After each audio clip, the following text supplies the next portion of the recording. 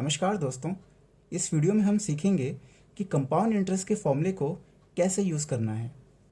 ये compound interest का formula है, ये अमाउंट का फॉर्मूला है। हम जानते हैं यहाँ P प्रिंसिपल है, R रेट ऑफ इंटरेस्ट है और यहाँ पावर में जो N है, कई बच्चे सोचते हैं कि ये टाइम है, लेकिन ये टाइम नहीं है। N होता है number of compounding periods. Compounding period का मतलब होता है कि वो पीरियड जिसके बाद प्रिंसिपल चेंज हो जाता है। जैसे अगर क्वेश्चन में गिवन है कि इंटरेस्ट इज कंपाउंडेड एनुअली, तो इसका मतलब है कंपाउंडिंग पीरियड 1 ईयर है। अगर ये गिवन है कि interest is compounded half yearly, तो इसका मतलब है कंपाउंडिंग पीरियड हाफ ईयर है।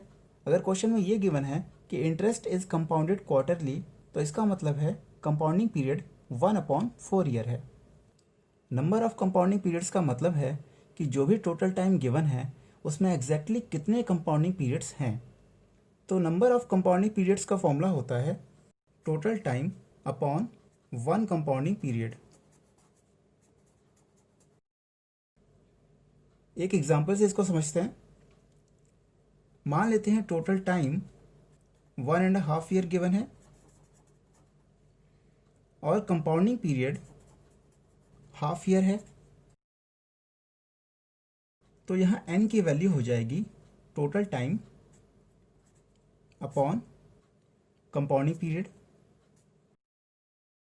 विच is equal to 3/2 upon 1/2, which is equal to 3। तो यहाँ n की वैल्यू 3 आ चुकी है। इसका मतलब ये है कि जो टोटल टाइम है उसमें एग्जैक्टली 3 हाफ ईयर्स हैं। अगर n की वैल्यू डेसिमल या फ्रैक्शन में आती है तो जो फ्रैक्शनल पार्ट है उसे हम नहीं लेंगे, मतलब कि सिर्फ इंटीग्रल पार्ट ही लेंगे और जो रिमेनिंग टाइम है उसके लिए सिंपल इंटरेस्ट निकालेंगे और फाइनल अमाउंट निकालने के लिए सिंपल इंटरेस्ट को प्रीवियस अमाउंट में ऐड कर देंगे। अब रेट ऑफ इंटरेस्ट की बात कर लेते हैं। अगर rate of interest compounding period के हिसाब से गिवन है तो हम फॉर्मूले में सेम वैल्यू पुट करेंगे, लेकिन अगर rate of interest compounding period के हिसाब से गिवन नहीं है तो हमें उसे कन्वर्ट करना पड़ेगा। उसके बाद से ही हम फॉर्मूले में पुट कर पाएंगे। Suppose rate of interest 10% per annum है। अब रेट ऑफ इंटरेस्ट 1 ईयर के हिसाब से है और कंपाउंडिंग पीरियड हाफ ईयर है, तो हमें रेट ऑफ इंटरेस्ट को कन्वर्ट करना पड़ेगा। इसे कन्वर्ट करने के लिए कंपाउंडिंग पीरियड से मल्टीप्लाई करेंगे। तो जो हम आर की वैल्यू पुट करेंगे फॉर्मूले में वो होगी 10 multiplied by half, which is equal to 5% पर हाफ ईयर।